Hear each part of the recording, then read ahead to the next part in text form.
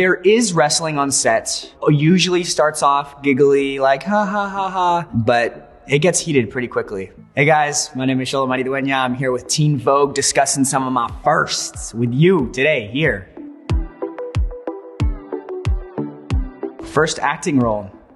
Well, actually, oddly enough, I was just talking about this earlier. The building that we're in right now is directly next door to the place that I had my first audition ever. It was a Sears commercial. It was kind of just like the boy of the catalog, and I ended up booking it. I don't know what they saw in me, a little brown boy, but hey, it worked for the Sears catalog, and now I'm next door. So it worked out in the end.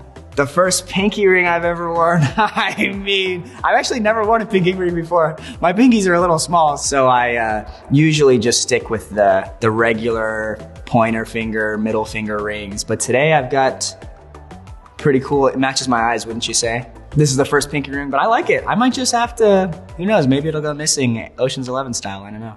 The first time that I accidentally hit someone on set, these questions feel targeted. Let me set the scene for you. Jacob and I like to play this game called Flinchers, which is basically where you pretend that you're about to hit someone, but you don't hit them, and you punish them for flinching by hitting them. I know, riveting. I'm walking through a door frame, right? And Jacob is walking behind me. You know, we're walking from where they are filming to outside where nobody is, and I go 2 for flinching, and I whip back and I knock him right with the back of my fist on his nose. So I hit him, and all I could say was, "Brother!" His nose just instantly started gushing blood, and I was just like, what the heck, we're filming right now. He was a great sport about it. We walk outside, and the directors were like, what the hell happened? Like, would you get beat up in there? What? And he's like, I don't know, the humidity out here is just making my nose so dry. He said something, but he had my back. He claims that one day while I'm sleeping, I'm gonna catch a quick little 1-2 to the face, but I sleep with one eye open, so I'm prepared. I first started training martial arts. I'd done maybe 2 years of Shotokan karate when I lived in Las Vegas, circa 2008. I quit after I'd moved back to Los Angeles, and then it wasn't until I booked Cobra Kai that I finally, started getting into training and whatnot. And now I've been doing, martial arts on and off, for almost 5 years now. Now I've started to get into, I've gotten into Brazilian Jiu-Jitsu. But getting into jiu-jitsu, rolling, wrestling, there is wrestling on set. Usually starts off giggly, like ha ha ha ha, but it gets heated pretty quickly. I'm on Teen Vogue. I gotta shout out my brother, Jacob Scott Thomas Bertrand. He's the biggest wrestler when it comes to tomfoolery like that. I just wish that man didn't have so much pride when it came to tournaments and like wrestling and stuff like that. I think maybe if he just took things a little bit more zen, I would win more, but I still have yet to win against him. The first time that I saw The Karate Kid, the original, was way hecka long ago, okay? But you gotta understand, I'm a kid, my memory already isn't that good. It wasn't until after I'd booked the show that I'd really gotten, dove right back into the trilogy again. I've watched all of them now. I agree with, Barney Stinson, Daniel LaRusso's the bully. My first car, I got in Atlanta filming the first season of Cobra Kai. It was a Scion XC, I want to say. XC or XB. It's the one that looks like the Kia Soul. It's a box. And I was a terrible driver, and it doesn't help that everyone in Atlanta is terrible drivers as well. I was whipping around. I remember one time, though, I took this girl out on a date in Atlanta. Or not a girl. She was my girlfriend. I don't want to say, I took some girl out on a date. I took my girlfriend at the time, and my car broke down in the middle of the road, and her father had to come basically help jumpstart my car. Since he already came to help, he just takes my girlfriend at the time home, and my car broke down again on the way back home. But that Scion, the blueberry, helped me get everywhere. It's a savage car. I'm a good driver now. Well, there was one accident, but it wasn't my fault. It was the other guy's fault.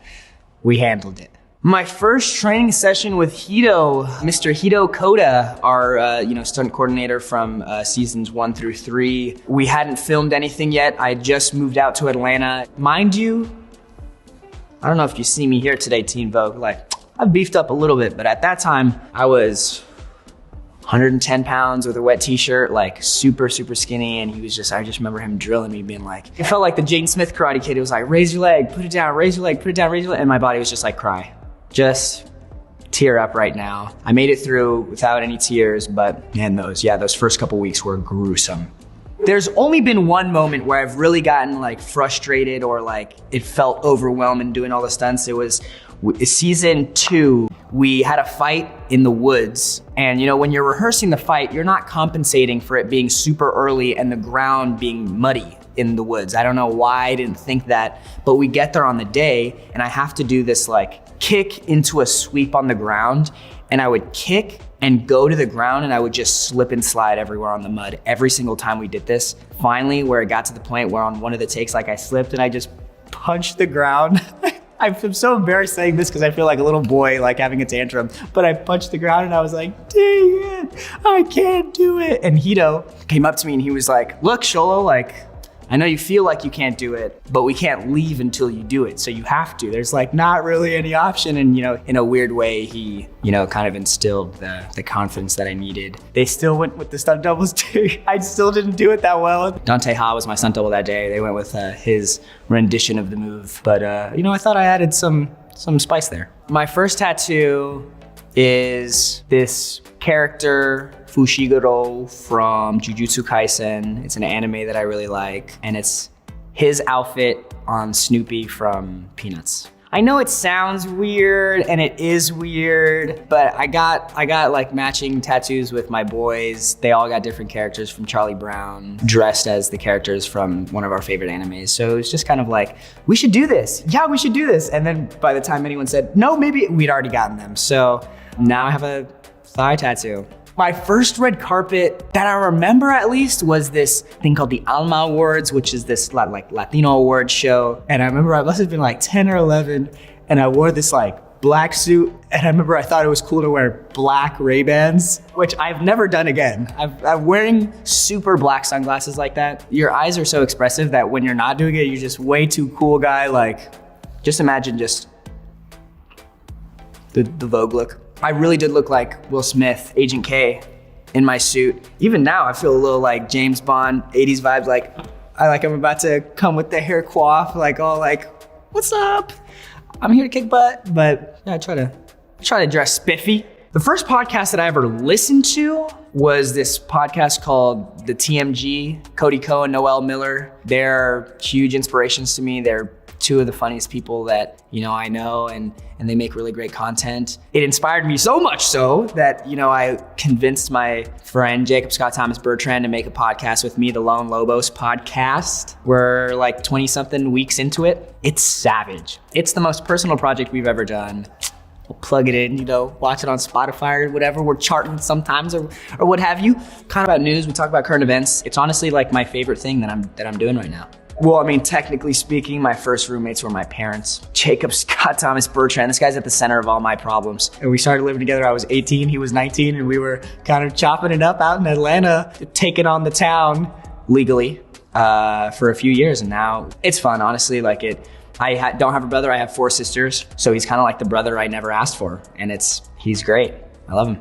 But now that we're in Los Angeles, we keep our distance. And it honestly is probably for the best. 4-ish months living with someone is just enough time to kind of get to enjoy their presence without, you know, getting annoyed by their, you know, habits, cleanliness habits, which we both have, by the way. I don't want to just throw that on him because he might see this and be like, what, you ratting me out? I know I'm kind of messy too, but I keep it in my room at least. What is it like being DC's first Latino superhero? I mean, man, it's a blessing. I'm excited for it. You know, it's all surreal, but I think the thing that it comes down most to is I want to open as many doors for other people of color, other minorities as possible in this industry. And I hope that this movie is, you know, just a catalyst for, you know, diversity and inclusion in the industry, man. That's what it comes down to. But I'm excited. For Blue Beetle, man, it comes out fall 2023. So you might see this no neck. I don't want to pop this thing's already like a choker. I don't want to pop it, but you're about to see me looking buff as heck. The first time I tried on the Blue Beetle suit, I guess I should rephrase this because I said that I tried it on. Really what I had done was like body scans and stuff like that. I haven't tried on the suit yet, and I know it's like, oh no, he said he did, but look, I speak, and sometimes I speak without thinking, and I've seen some concept art for the suit. It looks super sick, but as far as I know, it'll be, you know, partly practical, partly CGI, as are all of those superhero movies, you know. So I'm really excited to, you know, get to try it on. But when I do, you guys will be the first one to know. Teen Vogue, I had a blast with you today, girl. Come on. I appreciate you guys coming through. If you want more Xolo Maridueña, I have a podcast with my best friend / brother, Jacob Scott Thomas Bertrand, called Lone Lobos, LONELOBOS, anywhere you find your podcasts. Pass the breeze, we have fun, we talk about everything under the sun. That was pretty cool. It rhymed.